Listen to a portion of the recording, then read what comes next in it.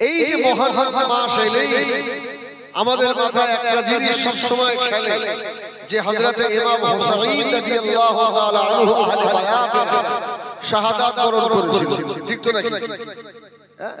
আজ যারা শিয়া ভাইরা আছে ওরা তো হাই হোসেন হাই হোসেন হাই হোসেন জারি মাতম জারি করে। অ্যাকচুয়ালি মুহররম মাস এই মাসের মর্যাদা ইমাম হুসাইনের জন্য বাড়েনি। ইমাম হুসাইনের মর্যাদা শাহাদাত এই মুহররমের মাসে ইমাম হুসাইন শাহাদাত বরণ করেছিলেন বলেই ইমাম হুসাইনের শাহাদাতের মর্যাদা আল্লাহ বাড়িয়ে দিয়েছেন। সুবহানাল্লাহ। আপনারা জানেন মুহররম মাস দুনিয়ার শুরু থেকে আদম নবীকে আল্লাহ বানিয়েছেন, আদম নবীর দোয়া আল্লাহ কবুল করেছেন, দুনিয়াতে সর্বপ্রথম পানি বর্ষণ করেছেন এই মুহররম মাসে, দুনিয়া তৈরি করেছেন 10 মুহররম। আবার কিয়ামত হবে কবে? 10 মুহররম জুমার দিন আল্লাহ দুনিয়াকে ফানা করে। বহু নবীর ইতিহাস এই মুহররম মাসের শেষে জড়িত।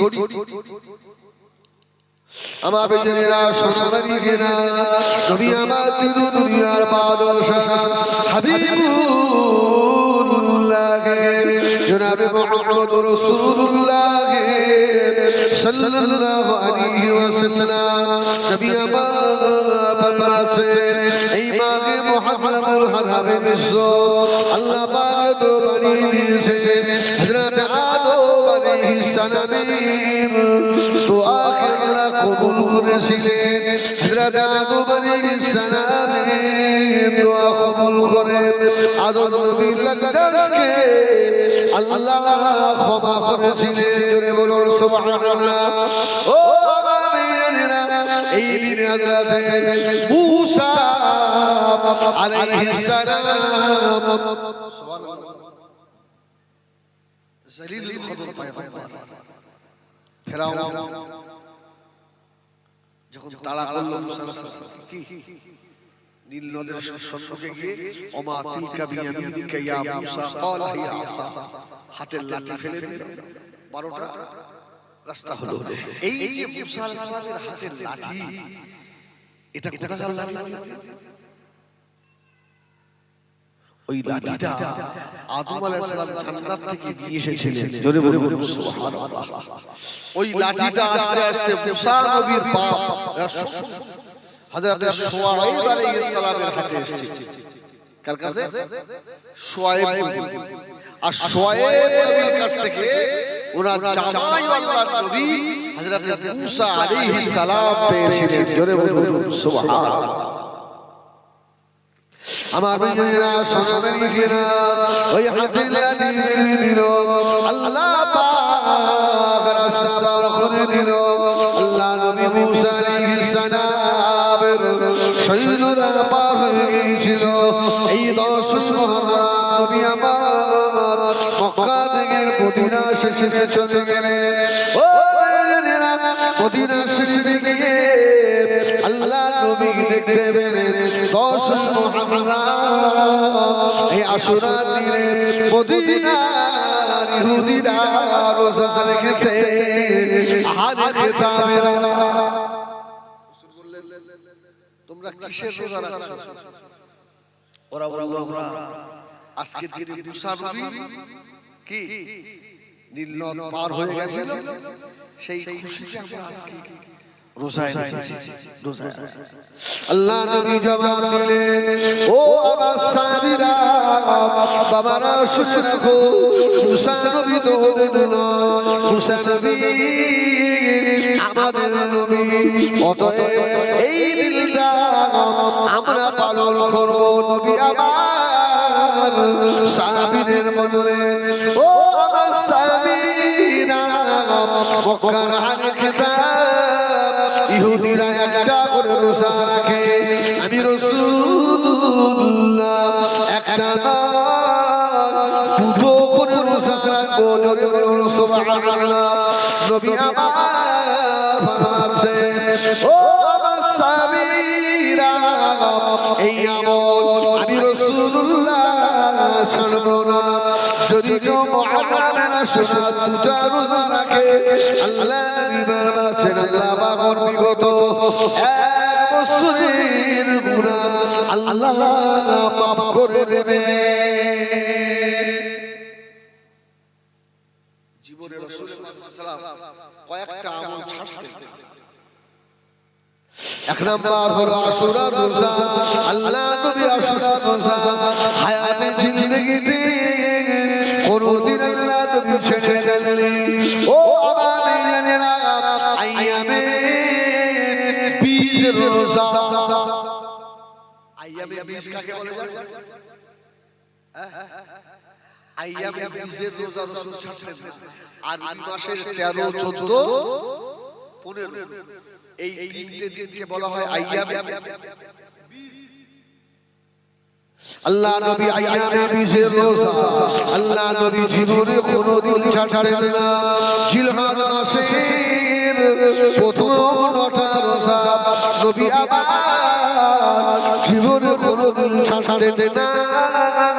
আল্লাহ নবী ফজরের আল্লাহর ফরজ নামাজের আগে সুন্নাত নবী আবার সুন্নাত কোনদিন ছাড়তেন না। জোরে বলুন সুবহানাল্লাহ। এই চারটি এই আমার এক নাম্বার আশুরা রোজা রাসূল ছাড়েন। দ্বিতীয় নাম্বার আইয়ামে 20 রোজা আর মাসে 13, 14, 15 রাসূলুল্লাহ ছাড়েন। তৃতীয় নাম্বার জিলহজ মাসের প্রথম তারিখ থেকে 9টা রোজা রাসূলুল্লাহ ছাড়েন। ফজরের আগে সুন্নাত রাসূলুল্লাহ ছাড়েন। আচ্ছা আসরের আগে সুন্নাত আছে?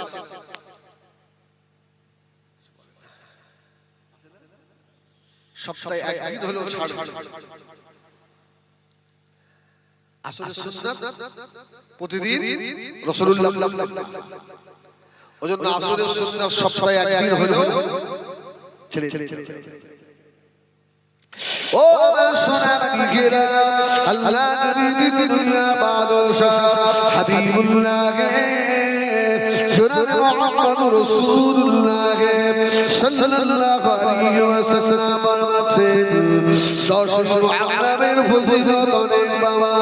আল্লাহ নবী হযরত ইব্রাহিম আলাইহিস সালামকে রব্বুল আলামিন নমরুদের হাত থেকে আগুন থেকে বাঁচিয়েছিলেন। আল্লাহ বলেছিলেন কুল্লা ইয়া নারু কুনি বারদান ওয়া সালামান আলা ইব্রাহিম। আল্লাহ আল্লাহকে বললেন আগুন বারদান ওয়া সালামান, আমার ইব্রাহিমের জন্য শান্তিদায়ক ঠান্ডা হয়ে যায়। আল্লাহ আগুন থেকে উদ্ধার করেছিলেন। সেটা 10 ও বাবাজিরা সোনামণিরা আল্লাহ নবী ইউনূস আলাইহিস সালাম কে আল্লাহ বাবা মাছের পেট থেকে আল্লাহ বাবা বাঁচিয়েছিলেন। ওটাও ছিল 10 মুহররম। আল্লাহ নবী ইউনূস আলাইহিস সালাম কলেমা দাউদ দিলেন খালকা লা ইলাহা ইল্লাল্লাহ লা ইলাহা।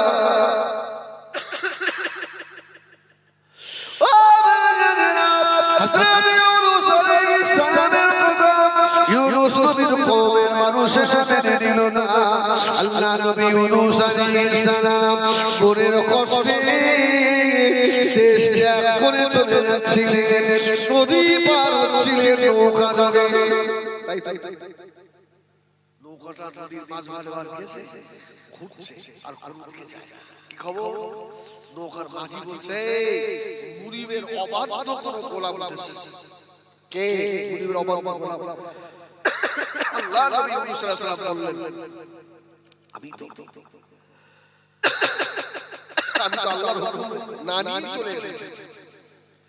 আর পৃথিবীতে যত নবী এসেছিলেন সব নবীরা দেখতে সুন্দর ছিল। সুবহানাল্লাহ বলেন। তাই ইউনূস নবী যেমন লম্বা চওড়া তেমন সুন্দর দেখতে। নৌকা যত লোক ছিল তারা বলছে না এটা আপনার দ্বারা হবে না, এটা আপনি করেন।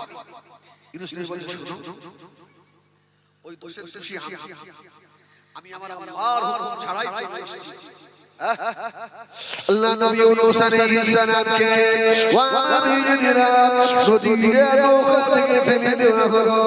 তিনি মাছ এসে আল্লাহ নবী ইউনূসকে কিনে ফেললেন। আল্লাহ পাক অর্ডার করে দিলেন, এই মাছ আমার ইউনূসকে খাবি না। হযরত ইউনূস আলাইহিস সালাম পায়ে মাছের পেটে আল্লাহ শিখিয়ে দিলেন, ইয়া নবী ইউনূস তুমি পড়ে না লা ইলাহা ইল্লা আনতা সুবহানাকা ইন্নী কুনতু মিনাজ জালিমিন। ফাসতাজাবনা লাহু ওয়া নাজাইনাহু মিনাল গামমি ওয়া কাযালিকা নুরজিল মুমিনিন। সুবহানাল্লাহ। ইউনূস আলাইহিস সালাম মাছের পেটে, এই মাছ কার হুকুম মানে?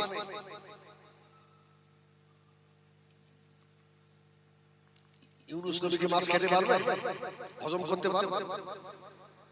মাছের পেটে আল্লাহ নবী ইউনূস আলাইহিস সালাম ওয়া নবীরা মাছের পেটে বসে আল্লাহকে ভজে দিলি বাবা। আল্লাহ জিকিরে মশগুল।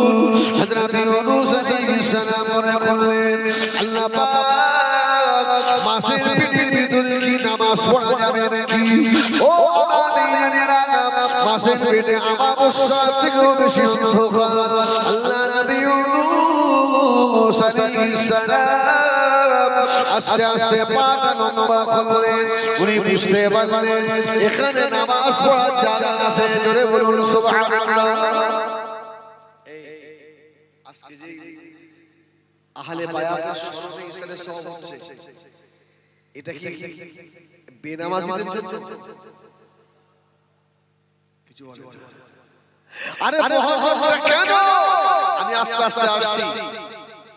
শুধু নামাজের কথা এলো বলে বলিনি, ম্যাক্সিমাম জলসা কমিটির ছেলেরা বেনামাজি। ঠিক না ভুল? একদম ঠিক। 90% বেনামাজি। ও জজনীরা, ও মুরব্বিয়ানেরা, ছেলেরা কান খাড়া করে শোনো বাবা।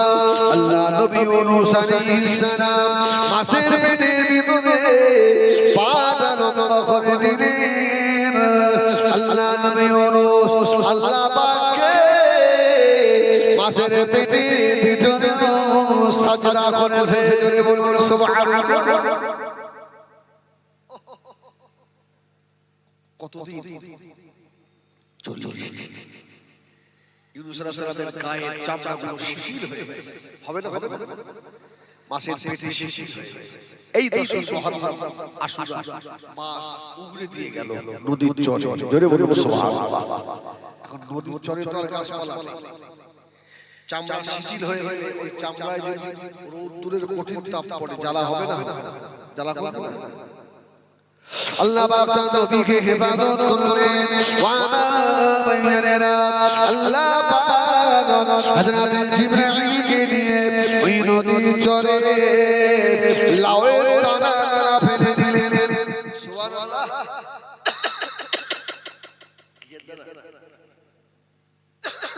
লাউ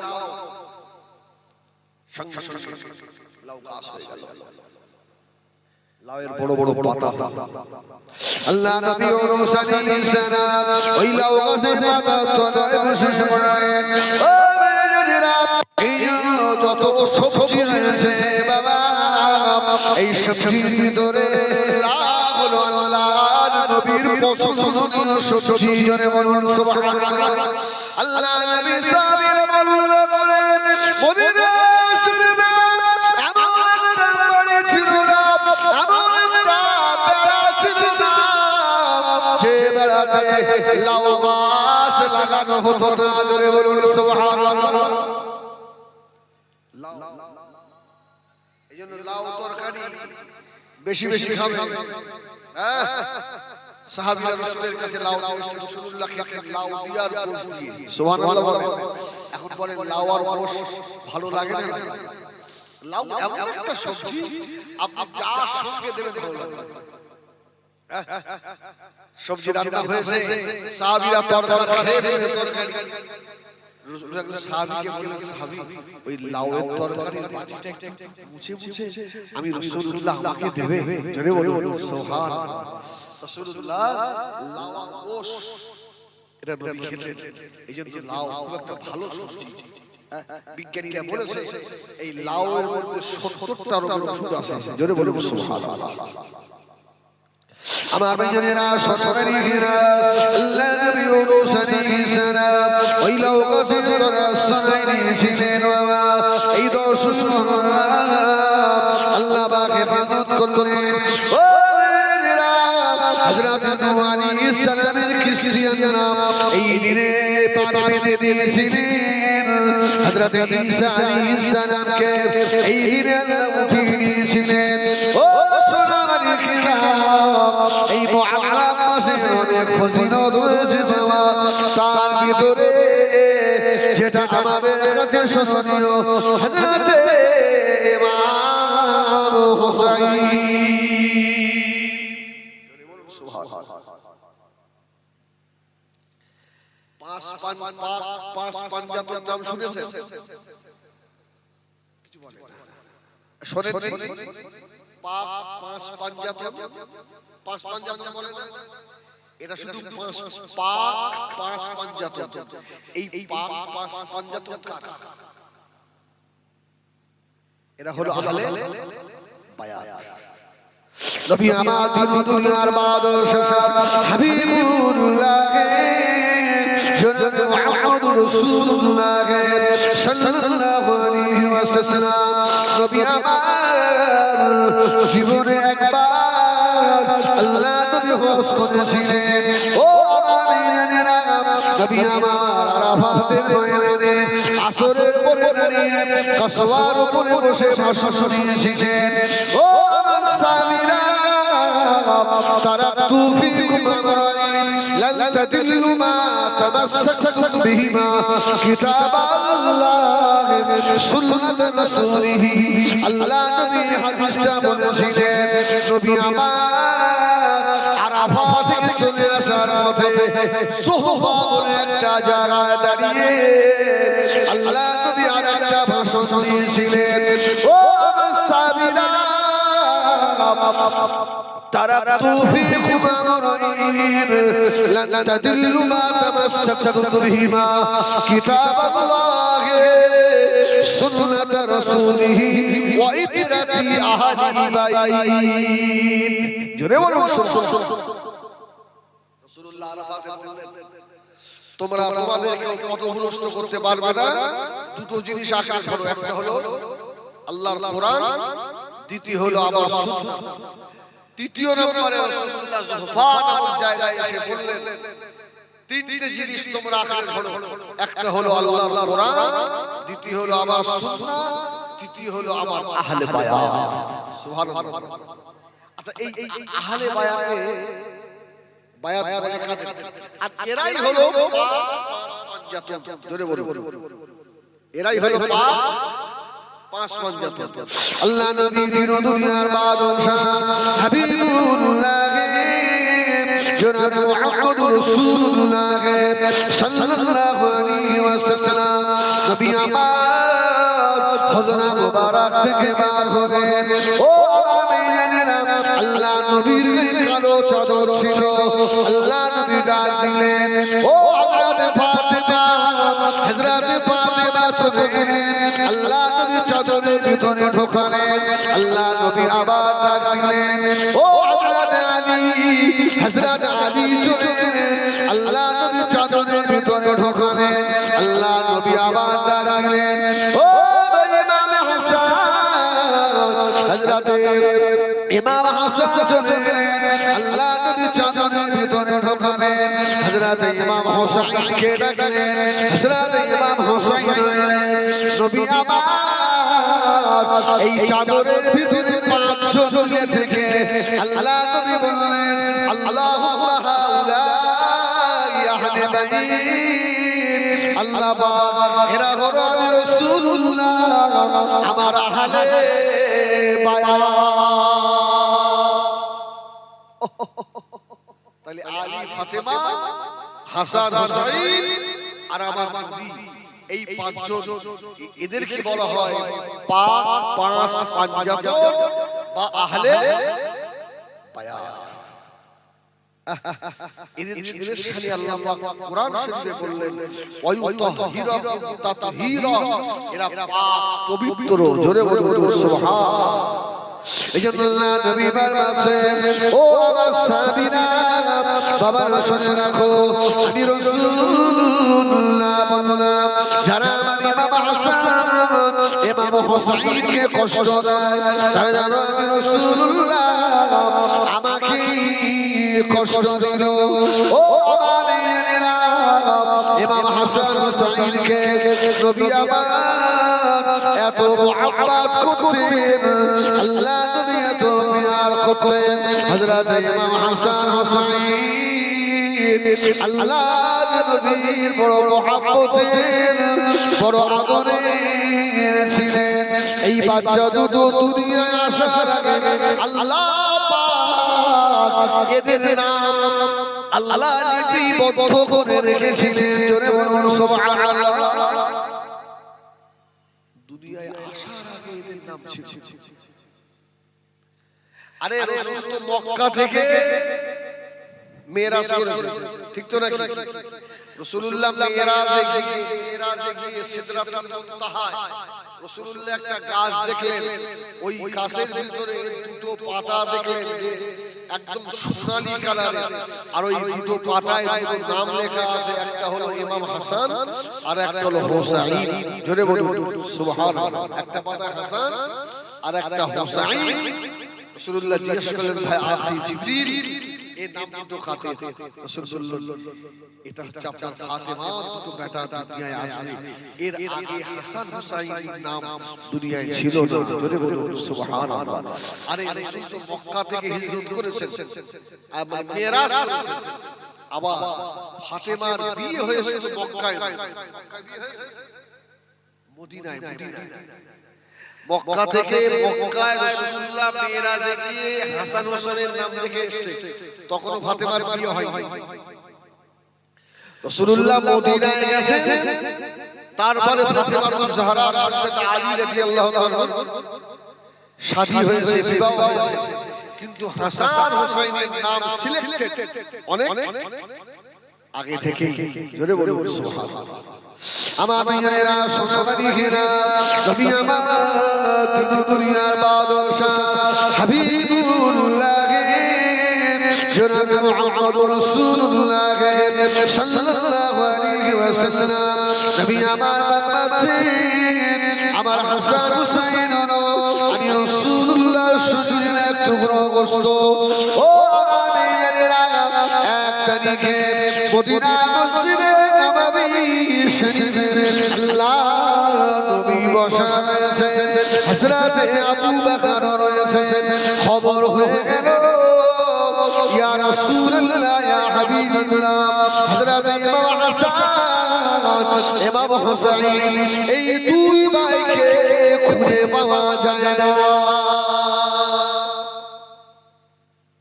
কত মহব্বতের একটু বলে নি, তবে এই কারবালা শুরু হয়েছিল, হুসাইন যে শহীদ হলো, এ তো আপনার খেলাফত থেকে শুরু করতে হবে, একদম আবু বকর ওমর উসমান আলী থেকে, হ্যাঁ ইমাম হাসান তারপর ইমাম হুসাইন, ঠিক না? আমি একটু পরে ওই দিকে আসব। শুধু ইমাম হুসাইন কারবালায় শহীদ হয়েছে মূল ঘটনা এটা নয়, এ তো অনেক আগে থেকে সূচনা হচ্ছে। রাসূলের পরে আবু বকর খলিফা, আবু বকরের পরে ওমর, ওমরকে শহীদ করে দিল, ওমরের পরে ওসমান, ওসমান গনি হুজুরকে শহীদ করলো, ওসমানের পরে হযরত আলী হুজুরকে শহীদ করলো, আলীর পরে হযরত ইমাম হাসানকে শহীদ করে দিল। অনেক ঘটনা আছে না, শুধু মুহাব্বতটা দেখিয়ে দিয়ে আমি ওদিকে যাব, অসুবিধা হচ্ছে।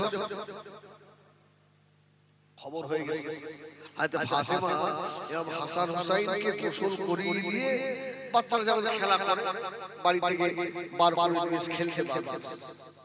হযরত ফাতেমা তুজারা রাদিয়াল্লাহু তাআলা আনহা ওয়া আমিনা সংসারের কাজে ব্যস্ত, হাসান হুসাইনের কথা বলে না। ও হযরত ফাতেমা বলেন কিছুক্ষণ পরে আমি বাবা হয়ে আমার ইমাম হাসান আর ইমামে হোসেইনকে খুঁজে পায় না। এরা দুই ভাই কোথায় চলে গিয়েছে? ও মা যদি সন্তান খুঁজে না পায় ওই মায়ের অবস্থাটা কি হয়? এই খবরটা মদিনার মসজিদে নববী শরীফে চলে গেল। ইয়া রাসূলুল্লাহ, ইয়া রাসূলুল্লাহ, ইয়া হাবিবাল্লাহ, ফাতেমার লাল ইমাম হাসান হোসেইনকে খুঁজে পাওয়া যাচ্ছে না। আল্লাহ নবী বললেন, ও আবু বকর দেখো না, চলো বাবা তাড়াতাড়ি আমার দুই হাতে দুটো তলোয়ার ইমাম হাসান হোসেইনকে খুঁজে বার করি। জোরে বলুন সুবহানাল্লাহ। কি ভাবছেন? আল্লাহর পরে যে মর্যাদা, ওই নবী দুটো বাচ্চাকে খুঁজতে বার হয়েছে। জোরে বলুন সুবহানাল্লাহ। আল্লাহ নবী খুঁজতে লাগলেন বহু দূরে। আল্লাহ নবী নজর পড়ে গিয়েছে হযরত ইমাম হাসান আর হোসেইন বাচ্চা ছেলে খেলা করতে করতে দুই ভাই ঘুমিয়ে পড়েছে। গলা জড়াজড়ি করে ধুলার উপরে আল্লাহ নবী নজর পড়ে গিয়েছে। ও আবু বকর, বাবা আবু বকর, চলো বাবা, সেই দিন আমার ইমাম হাসান আমার ইমাম হোসেইন ছুটে ছুটে গিয়ে দেখে দুই ভাই শুয়ে রয়েছে। হযরত আবু বকর দেখে বললেন, ইয়া রাসূলুল্লাহ, ইয়া হাবিবাল্লাহ, চাঁদের মতো চেহারা, জান্নাতীদের সরদার সাইয়্যিদা শাবাবে আহলিল জান্নাহ, এদের গায়ের উপরে সূর্যের তাপ পড়ছে। ইয়া রাসূলুল্লাহ, আপনার আদরে আর এদের গায়ের উপরে সূর্যের তাপ। আল্লাহ নবী জবাব দিয়েছিলেন, ও আবু বকর, আমি রাসূলুল্লাহ দেখি। আবু বকর, তুমি দেখো না, আমার ইমামে হাসান আমার ইমামে হোসেইন দুই ভাই শুয়ে আছে। এদের গায়ের উপরে আল্লাহ পাকের রহমতের ফেরেশতা হযরতে জিবরাইল ডানা দিয়ে ছায়া করে রেখে দিয়েছে। আবু বকর, তুমি দেখছো কিন্তু আমি নবী ওটা দেখতে পাচ্ছি। ইয়া রাসূলুল্লাহ, ইয়া হযরত ইমাম হাসান, হযরত ইমাম হোসেইন ধুলার উপরে পড়ে রয়েছে। আল্লাহ নবী বললেন, ও বাবা আবু বকর, আমি রাসূল যা দেখি তুমি তা দেখো না। বাবা আবু বকর, আবার ফাতেমা তুইলা হযরত ইমাম হাসান আর হোসেইন আল্লাহ পাকের ফেরেশতাদের ডানার উপরে শুয়ে রয়েছে। জোরে বলুন সুবহানাল্লাহ, আর একটু জোরে বলুন সুবহানাল্লাহ। আল্লাহ নবী গিয়ে হযরত ইমাম হাসান ইমাম হোসেইনের মাথা ধরে ধরে আল্লাহ নবী ডাক দিলে, নানু ভাই, ও নানু ভাই। নানা বড় আদরের জিনিস নয় বলো, নানার কাছে নাতি বড় মহব্বতের। আর নানা যেমন বিশ্ব নবী মুহাম্মদুর রাসূলুল্লাহ, নাতিও তেমন জান্নাতি যুবকদের সরদার। জোরে বলুন সুবহানাল্লাহ। আল্লাহ নবী গিয়ে যে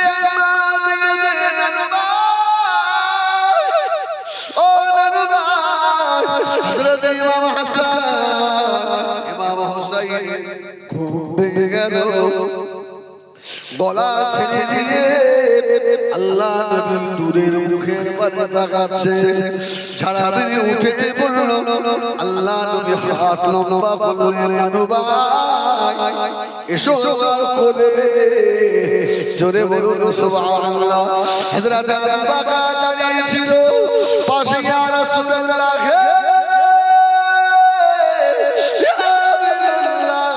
জীবনের বড় আশা একবার ইমাম হাসান আর ইমাম হোসেনকে একবার কোলে নেব ইয়া রাসূলুল্লাহ আমি আবু বকরের জীবনের বড় আশা ইমাম হাসান ইমাম হোসেনকে একবার কোলে নেব আল্লাহ নবী বললেন ও বাবাজি আবু বকর আমার ইমাম হাসান হোসেন যদি যেতে চায় আমি রাসূলুল্লাহ বাধা দেব না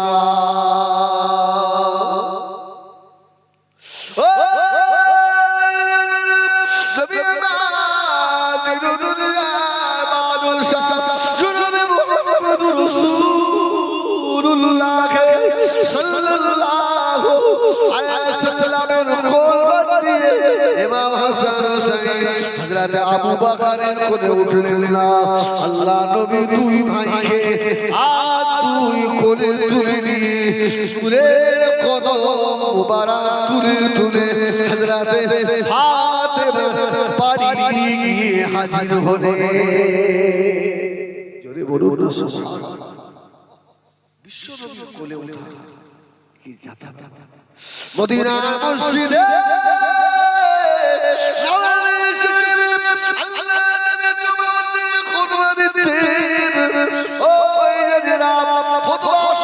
কথা বলা চলে নাকি চলবে খুতবা শোনা কি ওয়াজিব না খুতবার সময় কথা বলতে যদি মুসলিমদের কথা বলা নিষেধ তাহলে ইমাম কি খুতবা পড়তে পড়তে অন্য কোনো কথা বলতে পারবে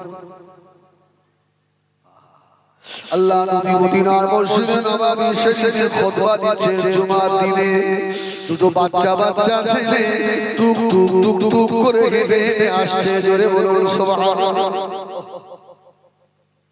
মদিনার মসজিদে নববী ও আল্লাহ বাচ্চা দুটোকে আসতে দেখে আল্লাহ নবী খুতবা রাখলেন মদিনার মসজিদে নববীর মিম্বার থেকে নেমে গিয়ে হযরত ইমাম দুটোকে আল্লাহ নবী কোলে করে দিয়েছে জোরে বলুন সুবহানাল্লাহ আরেকটু জোরে বলুন সুবহানাল্লাহ আল্লাহ নবী নামাজ পড়তেন হযরত ইমাম হাসান হযরত ইমাম হোসেন আল্লাহ নবীর পিঠের উপরে উঠতেন যত করে বাবা হাসান হোসেন আল্লাহ নবীর পিঠ মুবারকের উপরে আল্লাহ নবী সাইয়েছে আল্লাহ তরফ থেকে আওয়াজ হয়ে গেল এ হাবিবে পিয়ারা হযরত মুহাম্মদ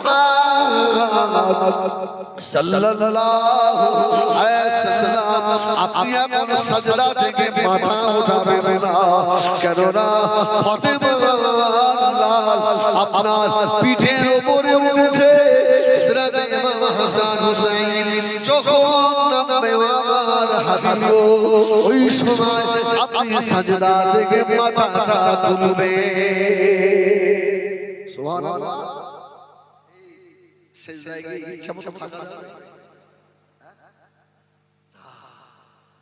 কিন্তু ইমাম হাসান আর হোসেন আল্লাহ নিজে বলছেন হাবিব সেজদায় থাকেন জান্নাতের সরদার তো আপনার পিঠের উপরে জোরে বলুন এই জোরে বলুন ও মেরেনা হযরত ইমাম আল্লাহ নবীর তো প্রিয় এক তারিখে ইমাম হাসান আল্লাহ নবীর কাছে গিয়ে বললেন নানু ভাই ও নানা জান আপনার থেকে আমার মর্যাদা বেশি জোরে বলুন সুবহানাল্লাহ বিশ্ব নবীর উপরে আর কারো মর্যাদা কি হতে পারে নাকি সুবহানাল্লাহ বলে নানু ভাই তোমার থেকে আমার মর্যাদা বড় আমার রাসূল ভাই হাসান কোন দিক থেকে বললেন? জানো না আমি বিশ্ব নবী? ইমাম হাসান বললেন না না না, আপনার থেকে আমি অনেক বড়, মর্যাদা অনেক বেশি। জোরে বলে সুবহানাল্লাহ। আমার রাসূল হাসতে হাসতে বললেন নানু ভাই কোন দিক দিয়ে বলবো? হযরত ইমাম হাসান আল্লাহ নবীকে প্রশ্ন করলেন, ইয়া রাসূলুল্লাহ, ইয়া হাবিবাল্লাহ, আমার নানু জান, আপনি তাড়াতাড়ি বলুন আপনার আব্বা জানেন নাম কি? জোরে বলুন সুবহানাল্লাহ। কত বড় পাওয়া, রাসূলকে প্রশ্ন করছে আপনার আব্বার নাম। সুবহানাল্লাহ। আল্লাহ নবী জবাব দিয়েছেন, ও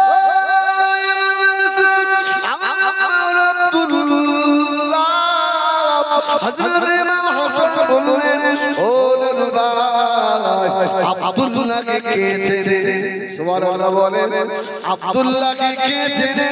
আব্দুল্লাহ তো শুধু আব্দুল্লাহ, আর আমার আব্বাকে আপনি কি চেনেন? জোরে বলুন। আপনার আব্বা আব্দুল্লাহ, আমার আসাদুল্লাহ আলী, আমার আব্বাকে আল্লাহ বিজয়ী সিংহ বানিয়েছে। আমার আব্বা কানুন দুর্গনি যুদ্ধ করে, ও নানা জান, আমার আব্বার দাম কত জানেন? আল্লাহ নবী আমার আব্বাকে বলেছে, আনা মাদিনাতুল ইলমি ওয়া আলী বাবুহা, আমি রাসূলুল্লাহ হলাম ইলমের শহর, ওই শহরের দরজা হলো আমার আলী। জোরে বলুন সুবহানাল্লাহ। ইয়া রাসূলুল্লাহ, ইয়া হাবিবাল্লাহ, আপনার আব্বা শুধু আব্দুল্লাহ, আর আমার আব্বা আলী হলো বিশ্ব নবী জনাবে মুহাম্মদুর রাসূলুল্লাহ সাল্লাল্লাহু আলাইহি ওয়াসাল্লামের সাহাবী। জোরে বলুন সুবহানাল্লাহ। আল্লাহর নবী নূরে দুটো চোখে পানি এসেছে, আল্লাহর নবী আর আনন্দের কান্না হাসছে। জোরে বলুন সুবহানাল্লাহ। ভাই বলে আপনার আব্বা আমার আব্বা, হ্যাঁ আপনার আব্বা শুধু আমার আব্বা কত লাভ। সুবহানাল্লাহ। ওয়া রাসূলুল্লাহ নানু ভাই, ভালো ভাই, নানু ভাই আপনার মায়ের নাম কি? আল্লাহ নবী বললেন, ভাই ইমাম হাসান, আমার আম্মা জানের নাম হলো হযরত আমিনা। আল্লাহ নবীর কলিজার টুকরা ইমাম হাসান বললেন, ও নানু ভাই, আমিনাকে কজন ছেলে? আপনি কি আমার আম্মা জানকে চেনেন? আমার আম্মা জানের আব্বা হলো বিশ্ব নবী মুহাম্মদুর রাসূলুল্লাহ। জোরে বলুন সুবহানাল্লাহ। ও আমার আম্মা জানকে আল্লাহ রাব্বুল আলামিন হাবিব বলেছেন, সাইয়্যিদাতুর নিসাইল জান্নাত, জান্নাতে যত রমণী হবে সমস্ত রমণীদের সরদারিনী আল্লাহ আমার মাকে বানিয়েছে। জোরে বলুন সুবহানাল্লাহ। আল্লাহ নবী আবারও শুনছেন, হযরত ইমাম হাসান বললেন, নানু ভাই, ও নানু ভাই, আপনার থেকে আমার মর্যাদা অনেক বেশি, তাড়াতাড়ি বলুন নানু রে, আপনার নানির নাম কি? সুবহানাল্লাহ। এই আমার দুইবাকে নানির নাম জানেন? কে জানেন? আমরা তো বলি সাহেবরা বলে যাই যে দোস্তের নানির নাম আর নামটা বলে বাদ দেয় না। আর বলছে বুঝি হয়তো জানেন না। হযরত বারিয়া, কি নাম? বারিয়া। তুমি হাসান বলছে, নানু আপনার নানির নাম? আমার নানি বারিয়া। আর আমার নানি কে জানেন? জোরে বলুন। আপনার নানি আর আমার নানি আমি হাসান আমার নানি হলে আম্মা জান মুসলিম উম্মাহাতুল মুমিনিন আম্মা জান হযরত খাদিজা জোরে বলুন সুবহানাল্লাহ। ও আমার নানিকে আল্লাহ ভালোবাসে, আমার নানি আম্মাকে আমার আল্লাহ নিজে সালাম দেয়, জোরে বলুন সুবহানাল্লাহ। আমার নানুকে আমার নানি জানকে হযরত জিবরিল আমিন সালাম দেয়, আমার নানির কবরের সওয়ালের জবাব স্বয়ং আমার আল্লাহ নিজে দিয়ে দেয়। আপনার নানি আর আমার ও জানেনা, ও বিয়ানেরা নবী আমার তিরুদুনিয়া বাদশাহ হযরত ইমাম হাসান হুসাইনের মুখে মনে তাকিয়ে রয়েছে। হযরত ইমাম হাসান বলেন, নানু ভাই এবারে একটা ভাইটাল প্রশ্ন তাড়াতাড়ি বলুন, আপনার নানা কি? আল্লাহ নবী আমার ইমাম হাসান কি বলে, ও তাড়াতাড়ি বলুন আপনার নানার নাম কি? আল্লাহ নবী বললেন, আমার নানা হলেন আব্দুল ওয়াহাব সুহরি। ইমাম হাসান বললেন, আপনি কি আমার নানুকে চেনেন? আমার নানা বলেন আশরাফুল আম্বিয়া, জোরে বলুন সুবহানাল্লাহ।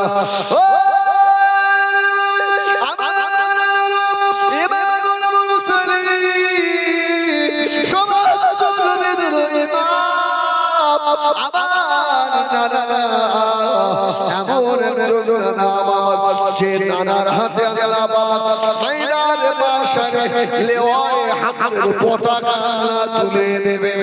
আমার নানা এমন নানা, আমার নানাকে আল্লাহ আটটা জান্নাতের মালিক করেছে, জোরে বলুন সুবহানাল্লাহ। আল্লাহ নবী শুনছে, আল্লাহ নবী দূরে দুটো চোখ দিয়ে পানি টোশা পড়ে যায়। দাদু ভাই আপনি আমার দাদাকে চেনেন? আমার দাদার সুপারিশ ব্যতীত কেউ আল্লাহ জান্নাতে যেতে পারবে না। আমার দাদাকে চেনেন? আমার দাদাকে আল্লাহ আরশে আজিম তুলে দেখা করেছে। ও আব্দুল ওয়াহাব সুহরি কে তাকে চেনে? আর আমি হাসান আমার নানার যে কত লাগাম, আল্লাহ নবী বাবা হাসান হুসাইনকে বুকের সঙ্গে চেপে ধরে আল্লাহ নবী কেঁদে ফেলেছিলেন। ও ভাই ইমামে হাসান, ভাই ইমামে হুসাইন, সত্যি আল্লাহ আমার থেকে তোমার মর্যাদা আল্লাহ বাড়িয়ে দিয়েছে।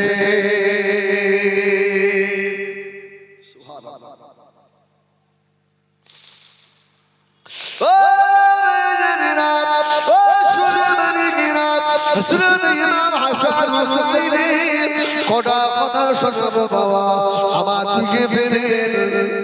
ভালো জিনিস হলে শয়তানের কথা আসবে না? আরে আমি মাগরিব বাদ থেকে বদরের হাট মসজিদে জিকিরের জামাত করাচ্ছিলাম, তাই ওখানে বলছি যে ভাই শয়তানকে আপন করলে, শয়তানকে আপন করলে হবে, শয়তানের মুখে লাঠি মারতে হবে। শয়তান অনেক কিছু বলবে, ঠিক কিনা? কিন্তু শয়তানের দোস্ত হলে হবে না। এখন একটু যদি ওখানে চিল্লা চিল্লিয়ে একটা মুসলিম দেখে আল্লাহ করে প্রকাশ্য শত্রু তো ইবলিস, ও জাল থেকে আমাদের বাঁচতে হবে। আল্লাহ আমাদের হেফাজত করে। একবার দরুদ শরীফ আল্লাহুম্মা সাল্লি আলা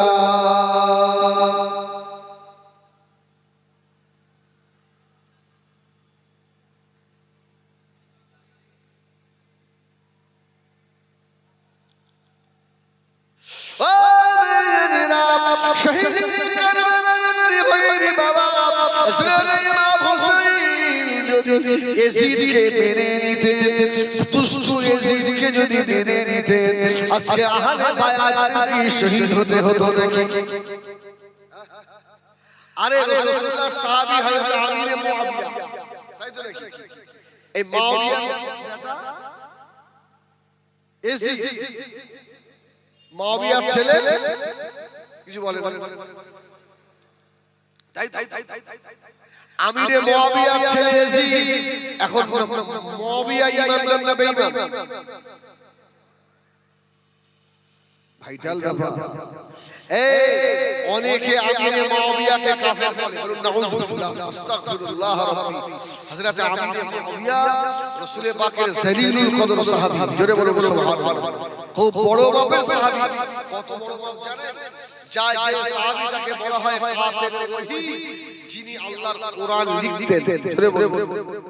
ইয়াজিদের বাপ আমিরে মুআবিয়া আল্লাহর কোরআন লিখতেন। এই জন্য যদি কারো আমিরে মুআবিয়ার উপরে সন্দেহ এসে যায়, আল্লাহর কোরআনের উপরে সন্দেহ আসতে পারে। এই জন্য আমিরে মুআবিয়ার উপরে সন্দেহ আনা যাবে না। আমার সোনামানি খেলা, যখন আমিরে মুআবিয়া শেষ সময় ইয়াজিদকে ডেকে বলেছিল যে তোকে খলিফা করে যাচ্ছি, তবে শোন নবী বংশের সঙ্গে বেয়াদবি করিস না। খেয়াল রাখিস। ইয়াজিদ এটাকে মেনে নিয়েছিল। মক্কার রাসূলুল্লাহর বিশিষ্ট সাহাবী আব্দুল্লাহ ইবনে ওমর, আব্দুল্লাহ ইবনে আব্বাস সব সাহাবীরা জানতেন যে ইয়াজিদের দেশ চালানোর মতো ক্ষমতা আছে, ইয়াজিদের সে যোগ্যতা আছে। ইমাম হুসাইন স্বীকার করতেন যে ইয়াজিদের ওই যোগ্যতা আছে, কিন্তু ইমাম হুসাইনের বক্তব্য হলো যে চেয়ারে আবু বকর বসেছে, যে চেয়ারে ওমর বসেছে, যে চেয়ারে উসমান গনি জিন্নুন নুরাইন বসেছে, যে চেয়ারে আমার আব্বা শেরে খোদা আলী হায়দার বসেছে, আমার বড় ভাই ইমাম হাসান বসেছে, ওই চেয়ারে আমিরে মুআবিয়া বসেছে, আর ওই চেয়ারে একটা বেনামাজি জিনা করকে আমি ইমাম হুসাইন দেখতে চাই। জোরে বলুন সুবহানাল্লাহ। হ্যাঁ, ক্ষমতা আছে আমি মানি, ইয়াজিদের দেশ চালানোর ক্ষমতা আছে মানি, কিন্তু ইয়াজিদ জিনা করে, ইয়াজিদ বেনামাজি, অতএব মেনে নেব না। এটা একটা কারণ। অন্যায়ের কাছে ইমাম হুসাইন মাথা নত করে, এটা একটা। দ্বিতীয় কারণ হলো যে ইমাম হুসাইন বললেন এই যে আমিরে মুআবিয়ার পরে ইয়াজিদ খলিফা, ইয়াজিদ যে খলিফা, এই যে বাপের পরে ছেলে, এটা কিন্তু নবী পাক রাষ্ট্রতন্ত্র ইসলাম সাপোর্ট করে। রাষ্ট্রতন্ত্র কিছুদিন আগে এক দেশ এক ভোট নাকি বলছিল, আর হবে না। তার মানে কি রাষ্ট্রতন্ত্র আনার চেষ্টা চলছে। এই রাষ্ট্রতন্ত্রটা ইসলাম সাপোর্ট করে। ইমাম হুসাইন বলেছিলেন এটা হবে না। গণতন্ত্র আমার নানা মুহাম্মদুর রাসূলুল্লাহ সাপোর্ট করে। জনগণ যাকে খলিফা বলবে সেই খলিফা হবে। বাপ খলিফা বলে ছেলে খলিফা হয়ে যাবে, এটা আমি হুসাইন মেনে নেব না। ধরে বলুন সুবহানাল্লাহ। আজকে আমরা যারা শহীদ কারবালার উপলক্ষ করে ইমাম হুসাইন আহলে বায়াতের স্মরণে ইসারে সওয়াব করছি, আমাদের ভিতরে অন্যায়কারী আছে না? সুদখোর, ঘুষখোর, জিনাখোর, বেনামাজি আছে না?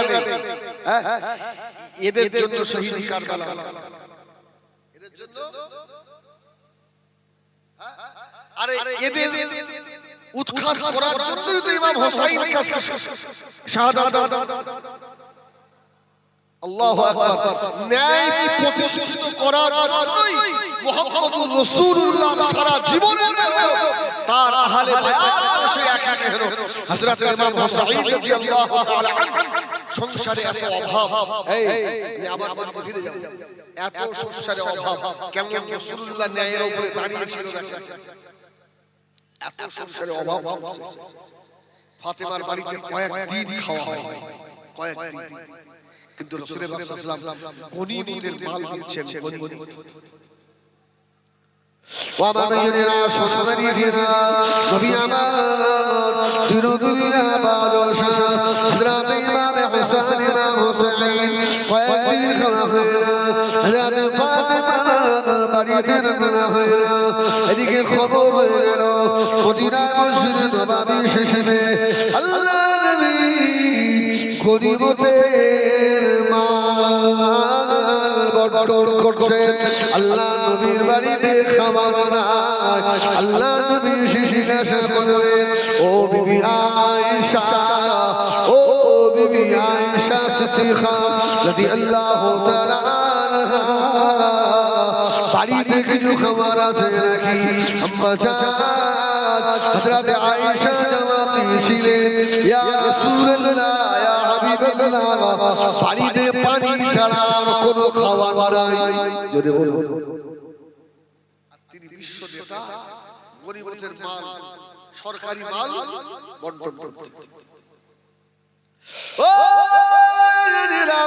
এই খবর চলে গেছে হযরত ইমাম হুসাইনের কাছে হযরত ইমাম হাসান হুসাইন কয়েকদিন না খাওয়া পেটটাকে মাটির উপরে নিয়ে উপর হয়ে শুয়ে আছে আম্মা জান হযরত ফাতেমা তুজানাকে বললেন ও আমার নানা মুহাম্মদুর রাসূলুল্লাহ সাল্লাল্লাহু আলাইহি ওয়াসাল্লাম নানা গরিবদের মাল বন্টন করছে আম্মা জান আমরা দুই ভাই কি গরিবদের মাল আনতে যাব সুবহানাল্লাহ আমরাও তো গরিব নবী বংশের মানুষদের যাকাত ফিতরা চলবে ভিক্ষা ভিক্ষাও চলবে হযরত ফাতেমা ডাকলেন ও হাসান ও ইমাম হুসাইন খবরদার বিশ্ব নবীর নাতি তোমরা যদি খালি ব্যাগে হাতে নিয়ে ওই লাইনে গিয়ে দাঁড়াও তোমার নাম মুহাম্মদুর রাসূলুল্লাহ ইজ্জতের ক্ষতি হয়ে যাবে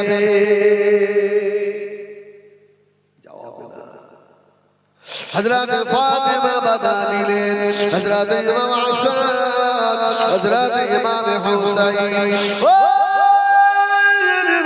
খোদা সহ্য করতে না পেরে দুই ভাই একটা ছোরা ব্যাগ হাতে করে নিয়ে টুক টুক টুক টুক করে গিয়ে খোদার আল্লাহ নবী গনিমতের মাল দিচ্ছে হযরত ইমাম হাসান হুসাইন এসে ওই লাইনে ব্যাগ ধরে চুপ করে দাঁড়িয়ে পড়েছে আল্লাহ নবীর নজর পড়ে গেছে আল্লাহ নবী গনিমতের মাল দিতে দিতে একটু আরে লাইনের ভিতরে আমার ইমাম হাসান আমার ইমাম হুসাইন আল্লাহ নবী কষ্ট রাখতে পারলেন না নবী আমার মনের কষ্ট মনে নিয়ে গরিবদের মা বন্ধ করে দিয়ে আল্লাহ নবী ঘরের ভিতরে গিয়ে হাওয়া করে কাঁদতে লাগাইলেন আমার ফাতেমার বাড়িতে এত কষ্ট ও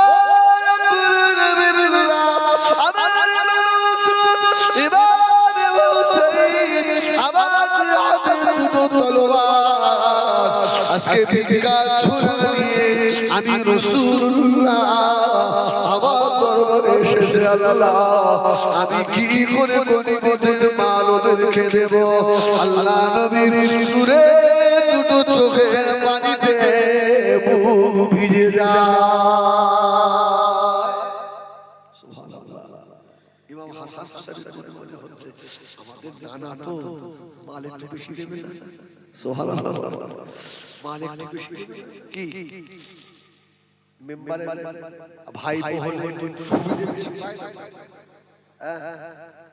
এমএলএর ভাই এমপির ভাই ভাগনা হলে একটু সুবিধা বেশি পায় না ওরা মনে মনে করছে আমার নানা তো বেশি দেবে। আর রাসূলুল্লাহ খুব কাঁদলেন, কান্নাকাটির পরে আস্তে আস্তে এসে আবার নবী সাল্লাল্লাহু আলাইহি ওয়াসাল্লাম গনিমতের মাল আবার বন্টন করছেন। সিরিয়াল বাই সিরিয়াল এসে গেল। হযরত ইমাম হাসান, হযরত ইমাম হুসাইন আল্লাহ নবীর সম্মুখে এসে চোখ দুটো ছলছল করে হাওয়া করে গেলে ব্যাগ টেনে ধরেছে। নানুবাই, ও নানুবাই, কয়েকদিন আম্মাজান হযরত ফাতেমা আমাদেরকে খেতে দেন না, আর খোদার জ্বালা সহ্য করতে পারছি না। ও নানুভাই, এসেছি গনিমতের মাল যদি দেন।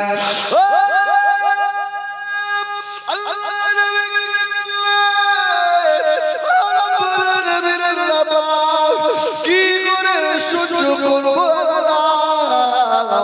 সাইয়্যিদা শাবাবি আলী জান্নাতের যুবক তো আজকে না খাওয়া, আমি নানা আমার কাছে এসে ব্যাগ পেতেছি। আল্লাহ, এই খাবার তো দেওয়া যাবে না। নবী আমার ইমাম হাসান আর হুসাইন দিকে তাকিয়ে বলেছিল, ও নানা এই খাবার আমি রাসূলুল্লাহ তোমাদের দেব না।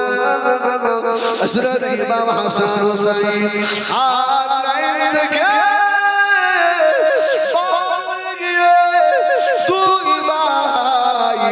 গলা জড়িয়ে ধরে ইমাম হাসান হুসাইনের গলা ধরেছে। হুসাইন ইমাম হাসানের গলা ধরেছে। ইমাম হাসান বলছে, ও ছোট ভাই ইমাম হুসাইন, আর কোনদিন নানার কাছে আর আসবো না।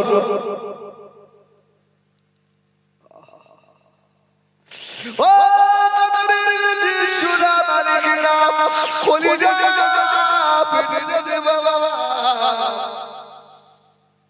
ছোট ভাই ইমাম হাসানকে বলছে, বড় ভাই ইমাম হাসান রে, আরো কোনদিন নানার বাড়ি বেড়াবো না। আজকে খোদার জানা নানার বাড়ি এলাম, নানা আমাদেরকে ফিরিয়ে দিয়েছে। আল্লাহ নবী গনিমতের মাল দেওয়া আবার শুরু করে দিলেন। ইমাম হাসান আর হুসাইন গলা জড়াজড়ি করে কাঁদছে। ও ছোট ভাই, মাল যখন দেবে না, এ জায়গা থেকে আমাদের লাভ নাই।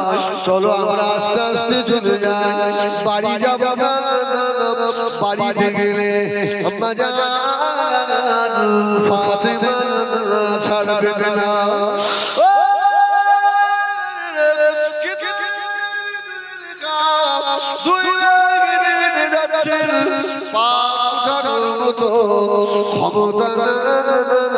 পায়ে পায়ে জড়িয়ে যাচ্ছে বাবা।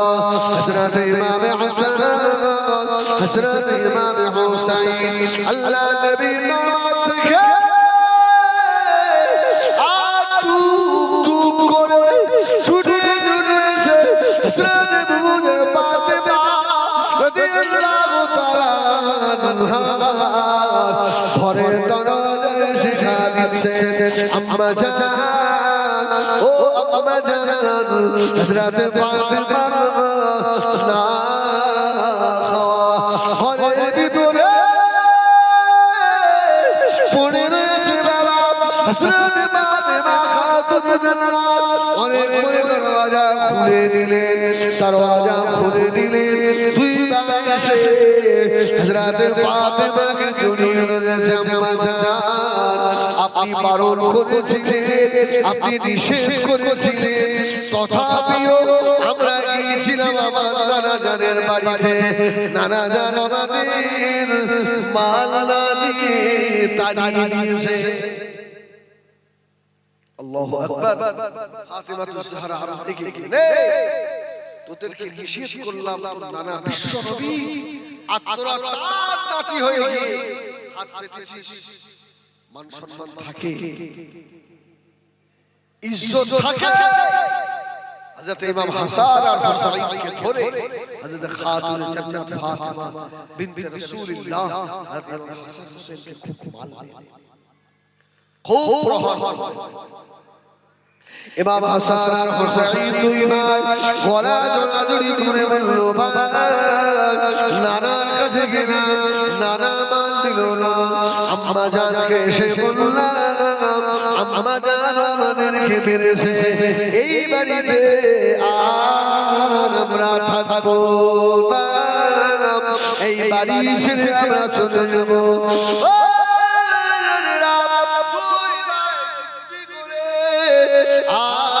হযরতে ফাতেমা ঘর থেকে বার হয়ে মদিনা শরীফের পাহাড়ের ধার দিয়ে আর কাঁদতে কাঁদতে চলে যাচ্ছে। আজকে পাও দুঃখ বুঝলো না, নানা জানো দুঃখ বুঝলেন না, কাঁদতে কাঁদতে আর হাঁটার মতো পাহাড়ের পাদদেশে হযরত ইমাম হাসান আর হুসাইন দুই ভাই গলা জড়াজড়ি করে শুয়ে পড়েছে। জোরে বলুন সুবহানাল্লাহ। মাল গনিমতের মাল দেওয়া কমপ্লিট, কিন্তু রাসূলুল্লাহর মুখটা তো হাসান হুসাইনের কাছে পড়ে আছে না। আমি শুধু হাসান হুসাইন রাসূলুল্লাহর কতটা মহব্বতে এই দিকটা একটু শোনাচ্ছি আপনাদের। আল্লাহু আকবার। গনিমতের মাল দেওয়া শেষ, রাসূল পাক খুশি দেখে ছুটে ফাতেমার বাড়ি। সুবহানাল্লাহ। হযরত ফাতেমা বাড়িতে এসে আল্লাহ নবী দরজায় দাঁড়িয়ে সালাম দিলেন, আসসালামু আলাইকুম ইয়া আহলাল বাইত। ও ফাতেমা বাড়ি আসো। হযরত ফাতেমা ঘরের ভিতরে কেঁদে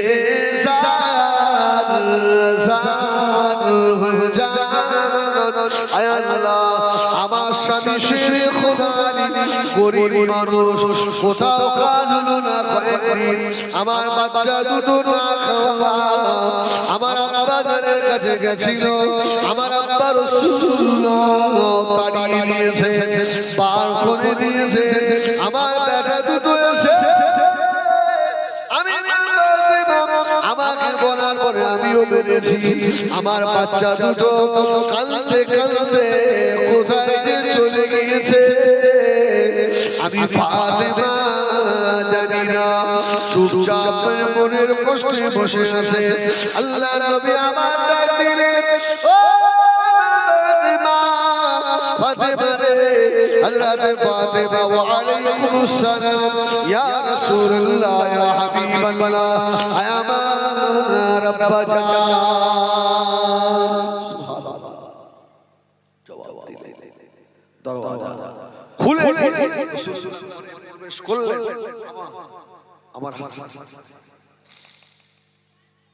আমার হুসাইন,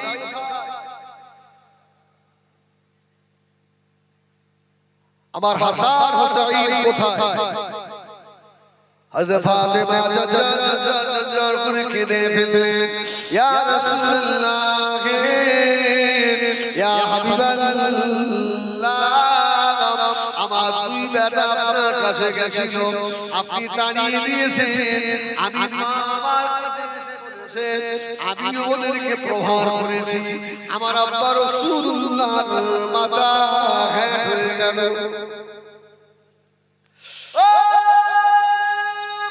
হযরত ফাতেমা আল্লাহর নবী বলেছিলেন, ও ফাতেমা তুমি জানো না আমি রাসূলুল্লাহ বলেছি, যারা আমার ইমাম হাসান হুসাইনকে কষ্ট দেয় তারা আমি রাসূলুল্লাহ আমাকে কষ্ট দিল।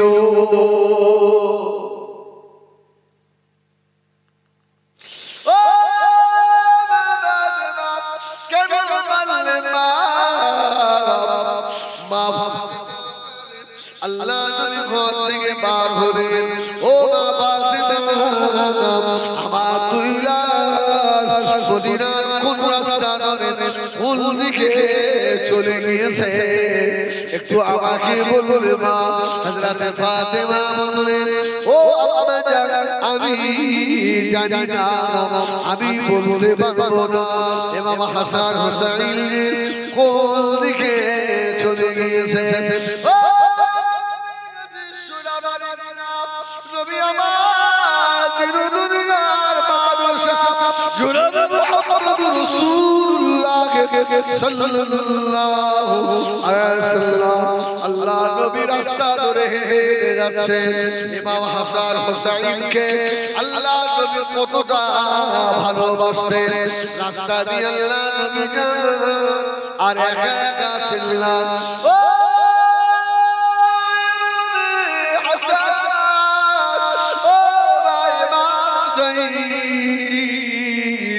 মনের কষ্টে কোথায় চলে গেলে ভাই আল্লাহ নবী ইমাম হাসান আর ইমাম হুসাইনকে আল্লাহ নবী ডাকতে ডাকতে আগে চলে যাচ্ছেন ওই রাস্তা দিয়ে এক ব্যক্তি আসছিল আল্লাহ নবী জিজ্ঞাসা করলেন ও ভাই আমার ইমাম হাসান ইমাম হুসাইনকে কি দেখেছো নাকি জোরে বলুন সুবহানাল্লাহ আব্দুল্লাহর বেটা মুহাম্মদ সাল্লাল্লাহু আলাইহি ওয়াসাল্লাম ইমাম হাসান হুসাইন তো চিনি না বলতে পারবো না তবে একটা কথা বলতে পারি ওই পাহাড়ের পাদদেশে খাজুর গাছের তলায় দুটো ছেলে ধুলোর উপরে গলা জড়াজড়ি করে শুয়ে আছে আমার রাসূলুল্লাহর মুখে কেঁদে ফেলে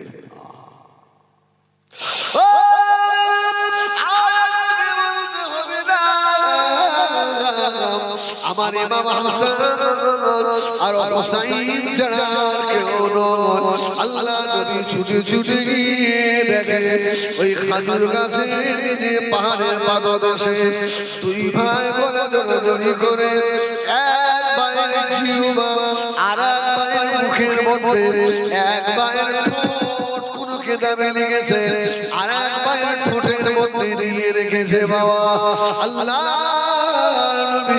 দাঁড়িয়ে দাঁড়িয়ে ওজনে সার সার হয়ে কাঁদতে লাগলেন পিছন দিকে দাঁড়িয়ে নবী আমার শুধু একবার ডাক দিয়েছিলেন নানু ভাই যেই না ডাক দেওয়া হযরত ইমাম দুইজন টুকরে কেটে ফেলেছে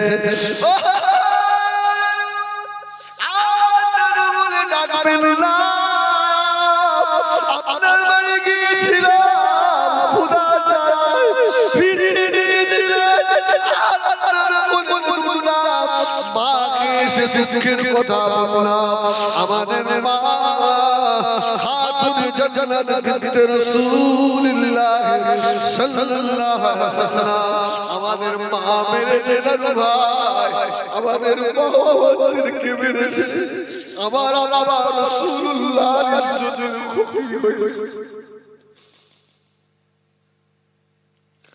কয়েকদিন আমাদের খেতে দেয় না খোদার জ্বালা আপনার কাছে গেছিলাম আপনিও তাড়িয়ে দিবেন যাবো না দাদু ভাই যাবো না এই গাছতলা পড়ে থাকবো আল্লাহ নবী বলতে লাগলেন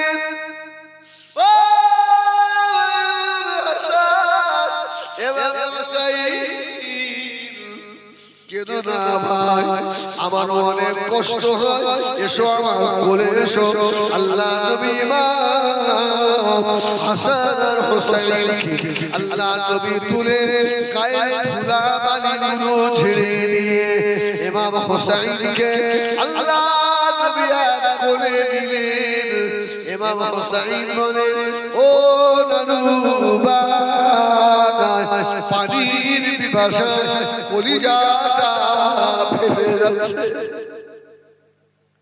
আল্লাহ নবী ইমাম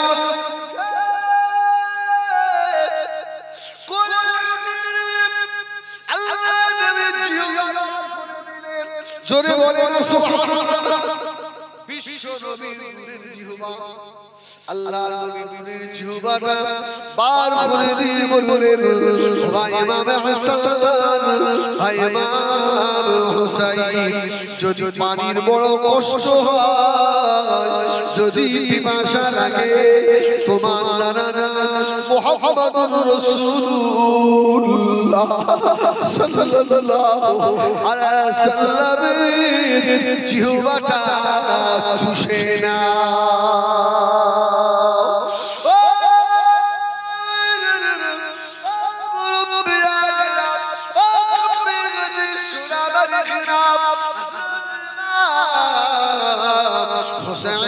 আল্লাহ নবীর জিহ্বাটা নিজের মুখের মধ্যে নিয়ে টুক টুক টুক টুক করে চুষতে লাগলেন। ইমাম হুসাইন বলেন, আল্লাহে, আল্লাহর কসম করে বলি, আমার নানা মুহাম্মদুর রাসূলুল্লাহর জিহ্বায় এত বরকত, আমি ইমাম হুসাইনের পানির পিপাসা চরমের মতো মিটে গিয়েছে। জোরে বলে না সুবহানাল্লাহ।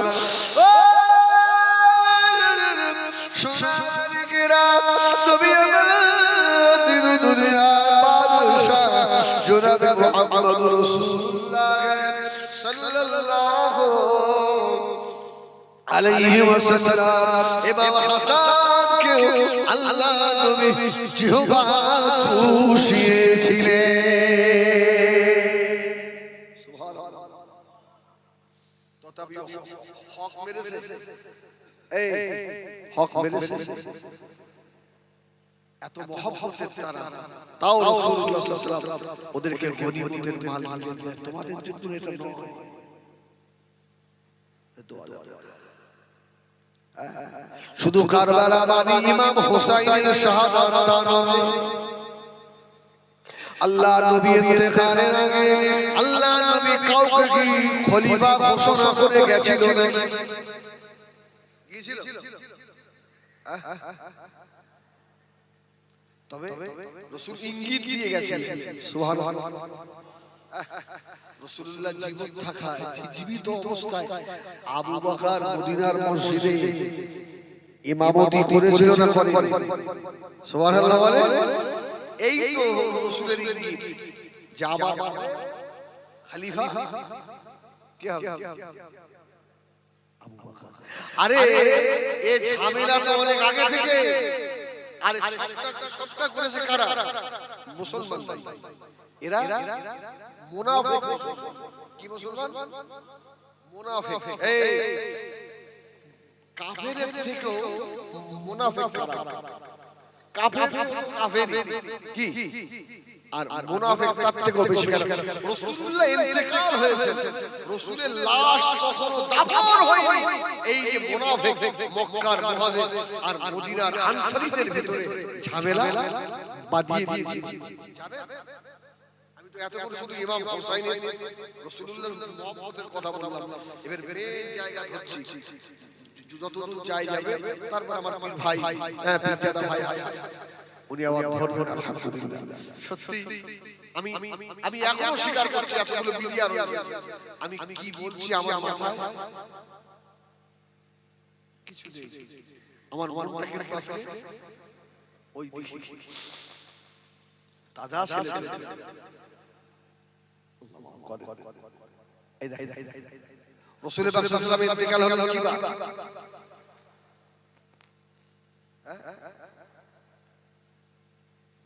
আমার রাসূলের ইন্তেকাল হয়েছে কিভাবে? এই নবীর উম্মত রাসূলের ইন্তেকালের দিনটাও জানো না? ইয়াউমুল ইসনাইন, সোমবার রাসূলুল্লাহ ইন্তেকাল হলেন। এই জোরে বলো কিভাবে? সোমবারে। এই জন্য সোমবার দিন রোজা রাখতেন রাসূল। সোমবারে রোজা রাখতেন। যদি কেউ ব্যবসা শুরু করে সোমবার থেকে শুরু করবে, আল্লাহ ব্যবসা বরকত দেবে। যদি কেউ স্বামী স্ত্রী যুক্তি করে বাচ্চা নিতে চান, সোমবার দিন দেখে বাচ্চা নেবেন, ওই বাচ্চা ভালো হবে।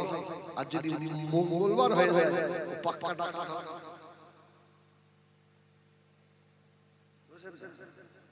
অনেক কথা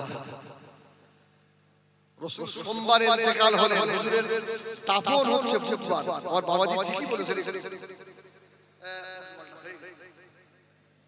রাসূলের দাফন হচ্ছে কি বার? বুধবার। এই যে রাসূলের পাকের ইন্তেকাল হলে সাহাবীরা তো অস্থির না? আবু বকর পাগল হয়ে যাচ্ছে, ওমর তলোয়ার নিয়ে, উসমান গনি বুবা হয়ে গেছে, আলী তো দোলায় পড়ে আর ঘোড়াঘড়ি খাচ্ছে, ইয়া রাসূলুল্লাহ ইয়া রাসূলুল্লাহ। মদিনার বাচ্চারা মায়ের স্তনে মুখ দেওয়া বন্ধ করে দিয়েছে, সুবহানাল্লাহ। মানে উর্দুম্বা গুলো সব হাসে না, চোখ দিয়ে টপ করে পানি পড়ছে, আমার রাসূল দুনিয়ায় নেই। এই রকম একটা অবস্থায় মদিনার একজন মানুষ ছিল, নাম হলো আব্দুল্লাহ ইবনে উবাই ইবনে সুলুল। বাকায়দা দাড়ি, বাকায়দা টুপি, আমার নবী পাকের পিছনে নামাজ পড়তেন। এই কি নাম? নবীর পিছনে নামাজ পড়া মানুষ। একবার দরুদ শরীফ আল্লাহ।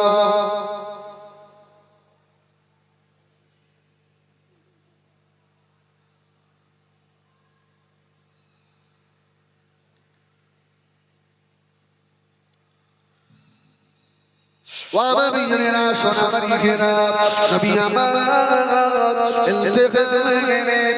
এই মদিনার মানুষ নাম আব্দুল্লাহ ইবনে উবাই ইবনে সুলুল মক্কাবাসীদের কাছে চলে গেল।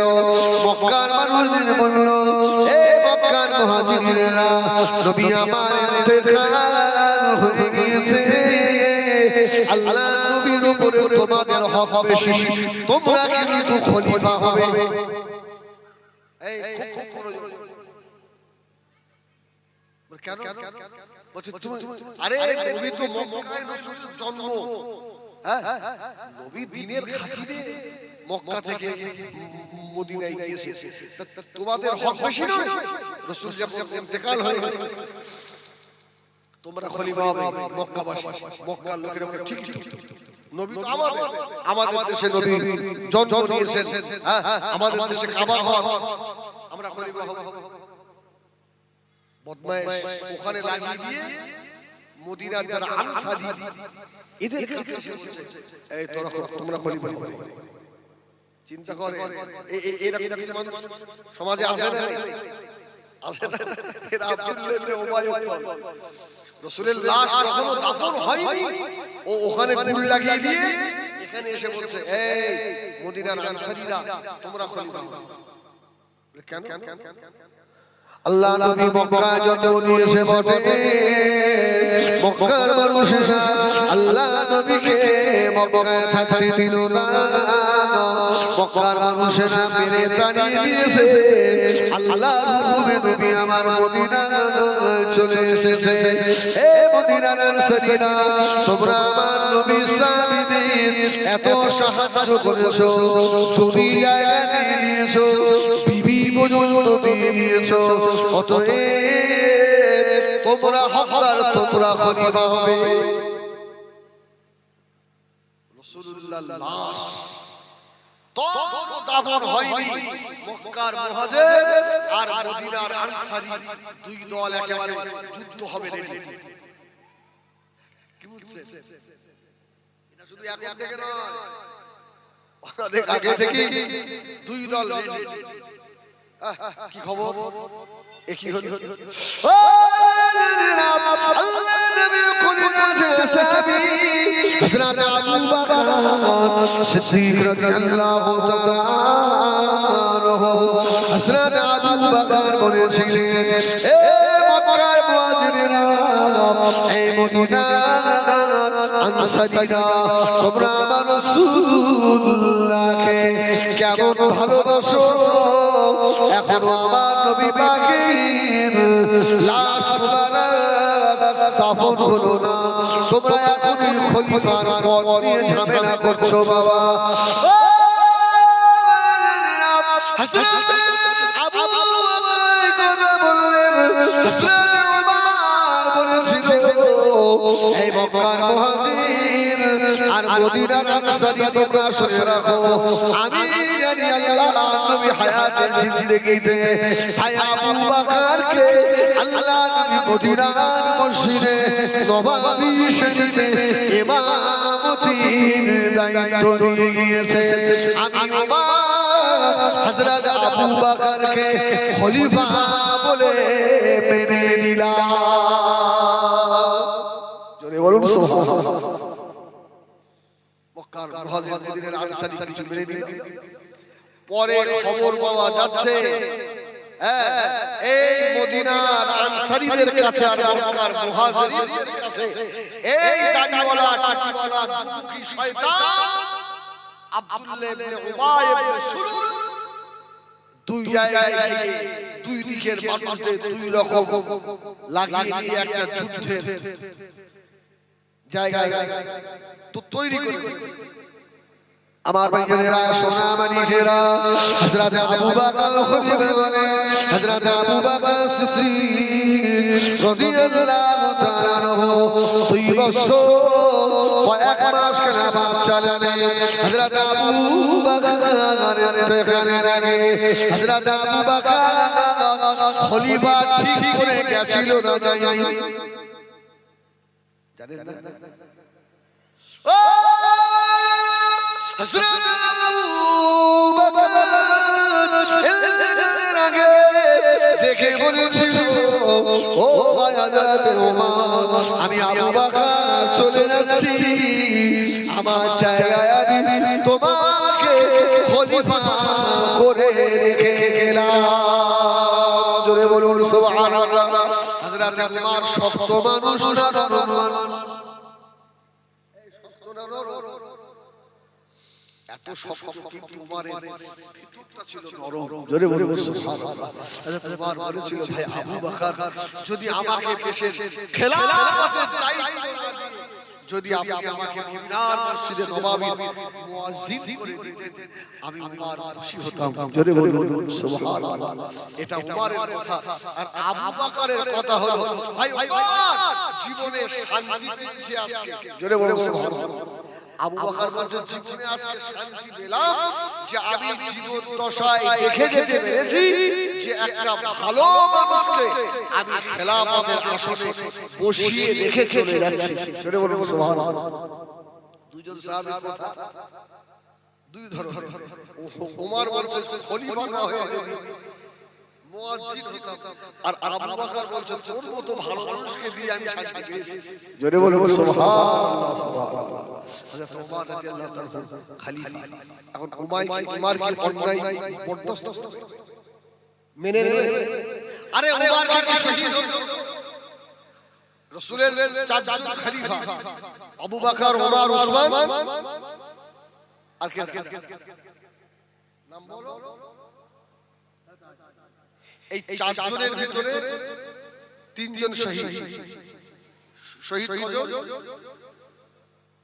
উমর শহীদ উসমান শহীদ আলী শহীদ আবু বকর শহীদ নয় আবু বকর শহীদ নয় উমর এত হাদী মানুষ অন্যায় কোনোদিন বরদাস্ত করতেন না আরে রাস্তা দিয়ে একজন আসছে তার হাতে মদের বোতল কিসের বোতল মদ হয়তো ওমর দেখতে আর হযরত ওমরকে দেখে ওই মদের বোতলটা লুকাচ্ছে কিন্তু আমিরুল মুমিনিনের চোখ এখন ওমরও আগিয়ে আসছে ও আস্তে আস্তে আগিয়ে আসছে মনে মনে হচ্ছে খোদা ওমর দেখে ফেলে দেয় আর ওমর যদি বলে তো ব্যাগে কি আছে আর যদি দেখে শরাব এই তো আমার আল্লাহু আকবার একদম ওমর ওই শরাবখোর সামনে সামনে হয়ে ওমর বলছে ব্যাগের মধ্যে এই কি খাচ্ছিস বলছে হুজুর কিছু না দুধ সুবহানাল্লাহ বলে ওর মনের ভিতরে মদ খোরের মনের ভিতরে আল্লাহর ভয় হযরত ওমরের ভয় শিখিয়েছে আল্লাহ দরবারে হাও হাও করে কাঁদছে আর মনে মনে বলছে আল্লাহ ও রব্বুল আলামিন হযরত ওমর যদি মদের বোতল লিখে ফেলে দেয়, আমাকে শিরশ্ছেদ করে দেবে আল্লাহ। আল্লাহ আমি জীবনে আর মদ খাবো না আল্লাহ। আল্লাহ তুমি আমাকে ক্ষেত্রে বাঁচিয়ে দাও। ও আমি জানি না সেই ওমর বলল তোর বোতলে কি, ওর মুক্তি বার হয়ে গেল, ওমর মদ নয় দুধ।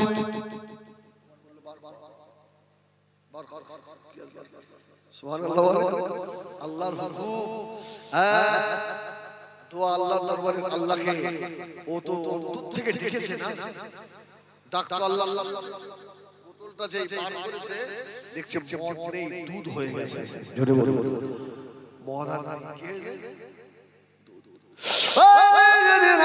ওই মদখলনাত ওমরের পাদু দুনিয়ার জহুর বেয়াদবি মাফ করুন।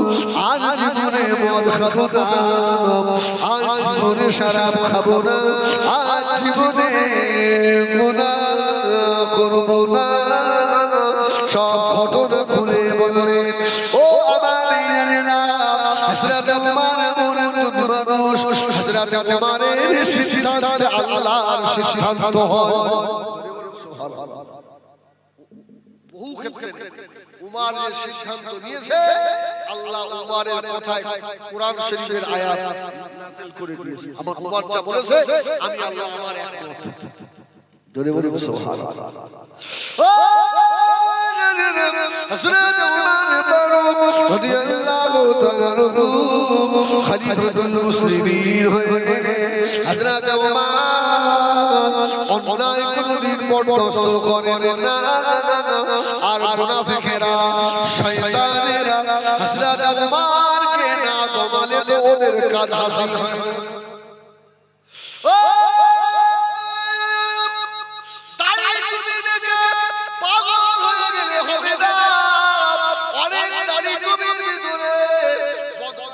থাকে না থাকে কিছু বলে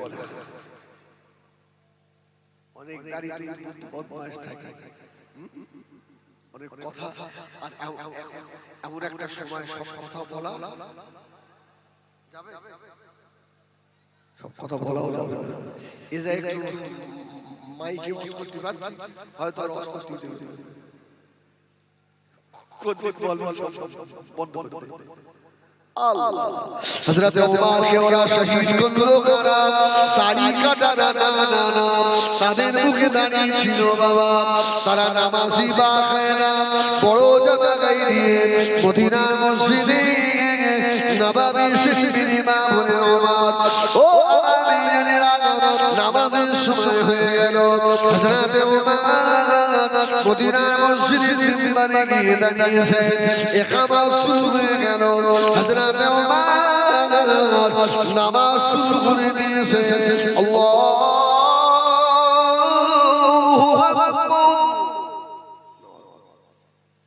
সুবহানাল্লাহ ওয়া বিহামদিহি।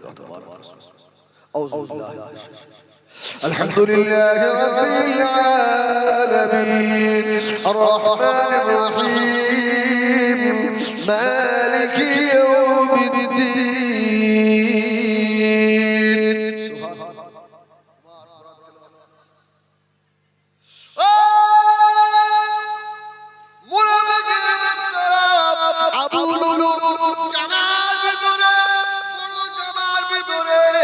তলোয়ার লুকিয়ে নিয়ে হুজুর সূরা ফাতিহা পড়ছিলেন, পিছন দিকে আল্লাহর নবী সলিলুল কদর সাহাবী জান্নাতের 10 জন সার্টিফিকেট পাওয়া দ্বিতীয় নম্বরে ওমর। হযরত ওমর হুজুরের পেটের ভিতরে তলোয়ার ঢুকিয়ে দিল।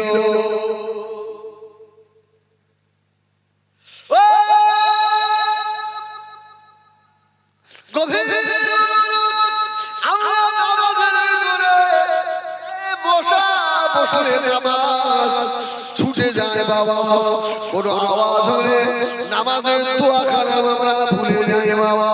হযরত ওমর আল্লাহর সঙ্গে নামাজের ভিতরে এমন প্রেম করতেন, পেটের ভিতরে ভিতরে ছোরা ঢুকিয়ে নিয়েছে হযরত ওমর হাতটাকে চেপে ধরে ফেললেন মুনাফিকেরা মদিনার মসজিদে নববী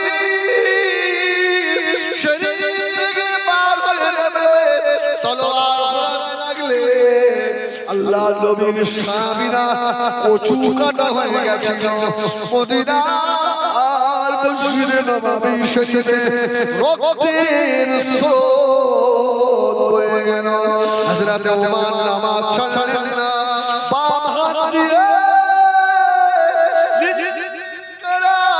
নারী বুড়ি পার হয়ে যাচ্ছে চেপে ধরে আস্তে আস্তে পিছনে এসে পিছনের সাহাবীদের হাত ধরে হযরত ওমর ইমামতির জায়গায় দাঁড় করিয়ে নিয়েছে দুদিনের নামাজি অহংকার দেখাও দুদিনের হাজি অহংকার দেখাও দুদিনের মনীষা অহংকার দেখাও কিসের নামাজ আল্লাহকে দেখাও হযরত ওমরের মতো নামাজ আল্লাহ তুই কি দেখাতে পারিস ওই অবস্থায় মদিনার মসজিদে নামাজ আদায় করলে হযরত ওমর শুয়ে পড়েছে আর কথা বলতে পারে না গো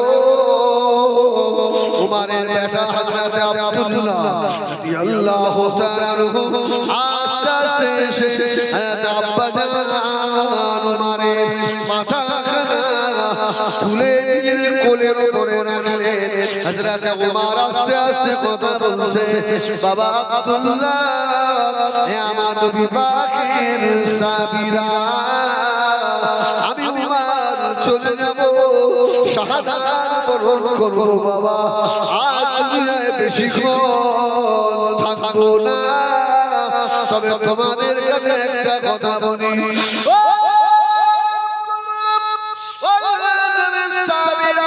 জীবনের বড় আশা আম্মা জান হযরত আয়েশা সিদ্দিকা রাদিয়াল্লাহু তাআলা হুজরা শরীফে আল্লাহর নবী শুয়ে আছেন আল্লাহর নবীর পাশে হযরত আবু বকর শুয়ে রয়েছে আমি ওমরের জীবনের বড় আশা আল্লাহ নবীর পাশে যদি আমার একটু শোয়ার জায়গা হয়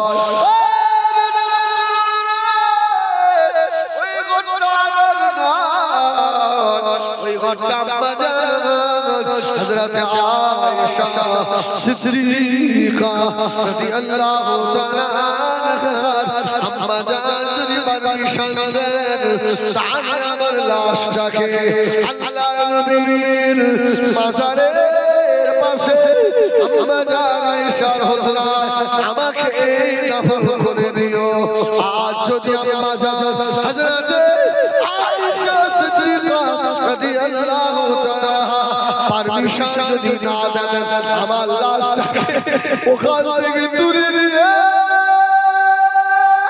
মদিনার সাদার কবরস্থান জান্নাতুল বাকিয়ার ভিতরে আমার লাশটাকে দাফন করে দিও দেরি করো না বেটা আব্দুল্লাহ দেরি করো না তাড়াতাড়ি করো আল্লাহর নবীর পাক বিবি আমাদের আম্মা জান হযরত আয়েশা সিদ্দিকা রাদিয়াল্লাহু তাআলা আগে গিয়ে বলো যদি আমার লাশটা আল্লাহর নবীর পাশে আমাকে শুতে দেয়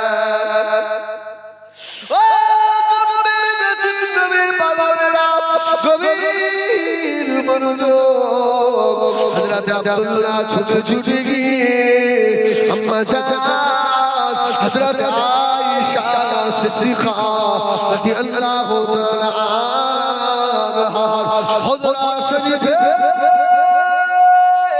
সম্মুখে দাঁড়িয়ে হযরত আব্দুল্লাহ সালাম দিয়েছিলেন আম্মা জান হযরত আয়েশা সিদ্দিকা রাদিয়াল্লাহু তাআলা আনহা ঘরের ভিতর থেকে আওয়াজ বললেন কে বাবা আমাকে আম্মা জান করে ডাকুন কে বাবা হযরত আব্দুল্লাহ বললেন ও আম্মা জান আমি কেউ আমি ওমরের বেটা আব্দুল্লাহ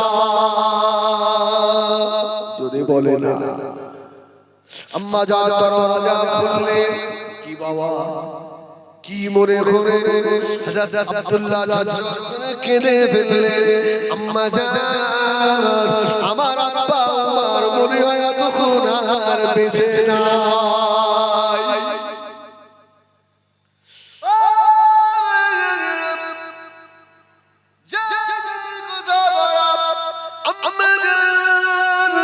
হযরত আয়েশা অসহায় কেঁদে ফেললেন কি কথা শোনালে আমার কি কথা বললে আমার বাবা আব্দুল্লাহ কি করে বললো হয়তো বারকে কে মানলো বাবা সব ঘটনা খুলে বললেন আমার আব্বা নামাজ পড়াচ্ছিল আবু লুলু এসে মেরে দিয়েছে আম্মা জান পাগলের মতো কাঁদতে লাগলেন বেটা আব্দুল্লাহ রে উমার চলে যাওয়াতে ইসলামের বড় ক্ষতি হয়ে গেল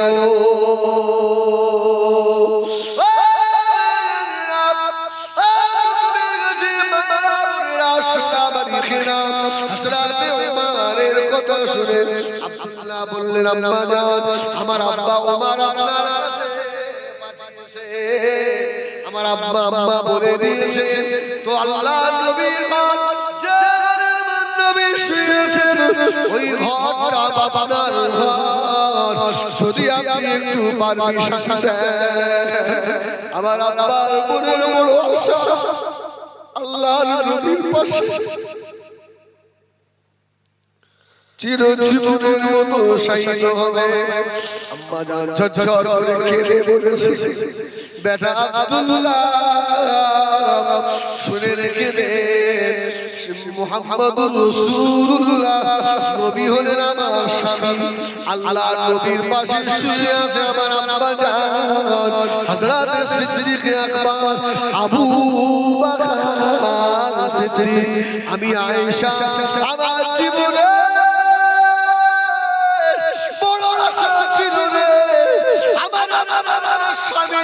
শুয়ে আছে আমি আয়েশা ওই ঘরের ভিতরে আমি শোব চিরজনমের মতো আল্লাহর নবীর পাশে শুয়ে বেটা আব্দুল্লাহ ওই জায়গাটা হযরত ওমর যখন দাবি করেছে আর আমি শোব না কেন না ও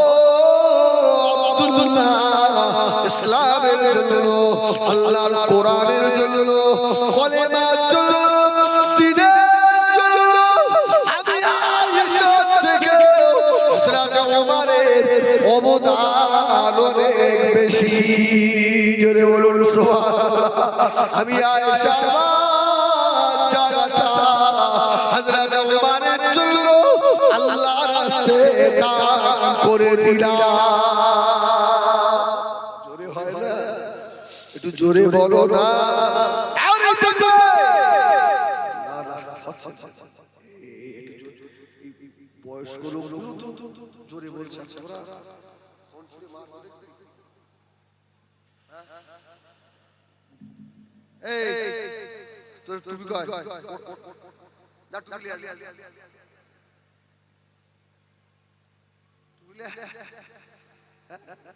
আমি পাগল হই এই শুনে ভাবা উচিত আজকে তোদের জুনায়েদ ভাই আমাদের সকলের মাথার তাজ এই তাই তো সত্যি ভাই ভাইয়ের মতো ভালো মানুষ আমার তো অন্তরের মানুষ এই তোদের অন্তরে তোরা ভাইয়ের ইজ্জত চাষা ভাই ভাই শেষ হয়ে যাচ্ছে শেষ করব তোরা ভাইকে ভালোবাসিস তো মাথায় টুপি দিয়ে আসবি খবরদার এই বলতে না ভাই হয় তো তোরা ছোট ভাই কি বলতে পারে না আমরা তো ভাই এসেছে তাকবীর দেন নারায়ে তাকবীর নারায়ে তাকবীর জনাব ভাই সাহেব জনাব মির্জাদা ভাই সাহেব নারায়ে তাকবীর দাদা হুজুর পীর কিবলা রাহমাতুল্লাহ আলাইহির হক সিলসিলা নারায়ে তাকবীর ভাই এখনি আসবে আমি হয়তো বলার সুযোগ পাবো না আর একবার আপনাদেরকে বলছি আমার ড্রাইভার আপনাদের এই পাশের পাড়ারই ছিল কি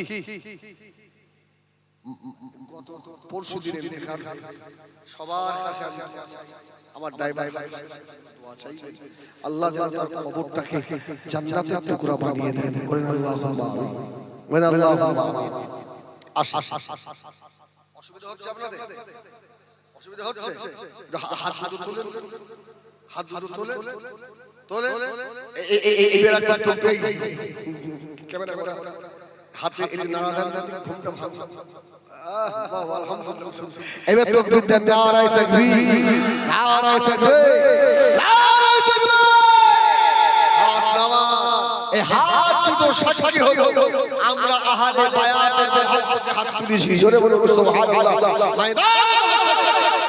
তো বলবে আল্লাহ এরা আপনার আহলে বায়াতকে ভালোবাসে আমি হাত সাক্ষী জোরে বলে আলহামদুলিল্লাহ হযরত ওমর ফারুক রাদিয়াল্লাহু তাআলা আনহু হুজুরের বেটা হযরত আব্দুল্লাহ ছুটে ছুটে চলে